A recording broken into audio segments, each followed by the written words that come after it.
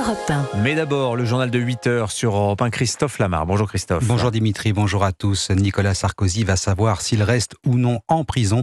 Ses avocats vont plaider sa cause aujourd'hui devant la cour d'appel de Paris. L'ancien chef de l'État condamné à 5 ans de prison ferme pour association de malfaiteurs dans l'affaire du présumé financement libyen de sa campagne électorale. Pour ses conseils, aucun motif légal ne justifie son maintien en détention, William Molinier.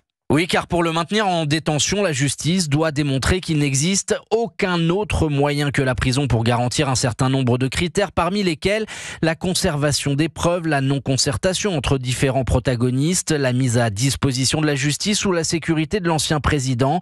Nicolas Sarkozy a toujours répondu aux convocations des juges. Il n'a jamais violé son contrôle judiciaire. Il n'a pas non plus l'intention de fuir à l'étranger. Quant à sa propre protection, il est davantage en sécurité chez lui qu'à la prison de la Santé au beau milieu des délinquants. Dans le dossier, 2 autres protagonistes ont été incarcérés. L'un, âgé de 84 ans, a depuis été libéré. L'autre est resté en détention. La Cour a considéré qu'il n'apportait pas suffisamment de garanties de représentation.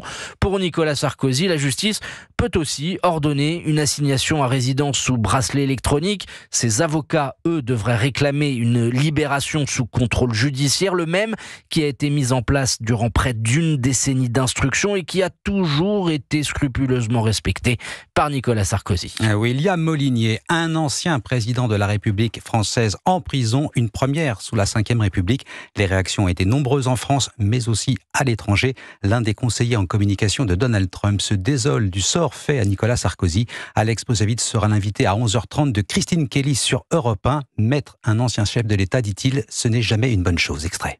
Je crois que ce n'est jamais une bonne chose que de mettre un ancien chef d'État en prison. Ce n'est jamais une bonne chose pour l'image, pour la civilité politique au sein du pays. J'imagine qu'il a encore des soutiens dans votre pays et qu'ils doivent être très mécontents de ce qui est en train de se passer. Dans la démocratie, vous avez des élections. C'est comme ça que ça fonctionne. Vous votez pour les gens pour qui vous voulez voter, ou bien vous ne votez pas pour eux. C'est comme ça que ça fonctionne. Mais faire appel aux tribunaux, faire appel aux juges, aux arrestations comme des outils politiques, cela, me semble-t-il, n'est pas sage. Alex Posavitz, conseiller en communication de Donald Trump, extrait de l'interview accordée à Christine Kelly sur Europe 1, diffusion aujourd'hui à 11h30 dans l'émission Christine Kelly et vous. Les commémorations des attentats islamistes du 13 novembre 2015 en France, 130 morts, des centaines de blessés, on se rappelle tous. Semaine spéciale sur Europe 1, 10 ans après, la menace est loin d'avoir disparu. Elle est très élevée, dit le ministre de l'Intérieur. Le procureur antiterroriste y ajoute 2 notions nouvelles. Elle est désormais endogène, c'est-à-dire que la menace vient de l'intérieur du pays, pas de l'extérieur.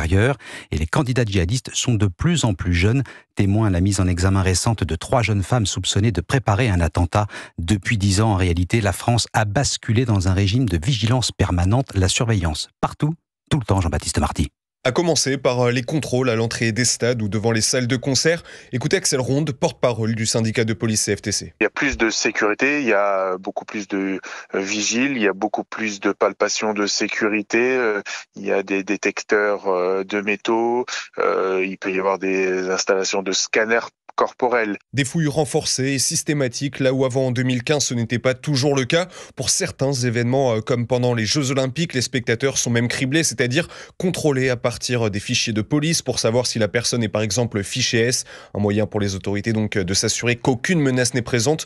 Une sécurité renforcée à l'extérieur des événements, mais aussi dans les enceintes. Écoutez Axel Ronde. Il y a aussi les policiers qui peuvent être armés H24 s'ils le souhaitent et peuvent avoir accès à des salles par exemple de concert en se déclarant armés auprès des vigiles. Des mesures de sécurité qui s'inscrivent dans un contexte de menaces terroristes élevées. Le plan Vigipirate étant actuellement toujours au niveau urgence attentat, son niveau le plus haut. Jean-Baptiste Marty du service police-justice d'Europe 1. Le scandale Shein sans effet sur la fréquentation. Plus de 50 000 visiteurs ont poussé les portes de la boutique parisienne du géant chinois de l'e-commerce. Panier moyen des clients, 45 €, chiffre de la direction de Shein. Et puis les islamistes qui ont fait de la France et de son attachement à la laïcité la cible numéro 1. Autre méthode bien moins violente, mais tout aussi dangereuse pour les libertés, ce que l'on appelle l'entrisme islamique. À 4 mois des élections municipales, les signaux d'alerte sont nombreux. On appelle ça la taquilla, l'art de la dissimulation, une réalité, une stratégie, dit l'ancien juge antiterroriste Marc Trévidic. Quand elle finit par se voir, il est souvent trop tard, sauf à donner l'alerte sur le plan politique.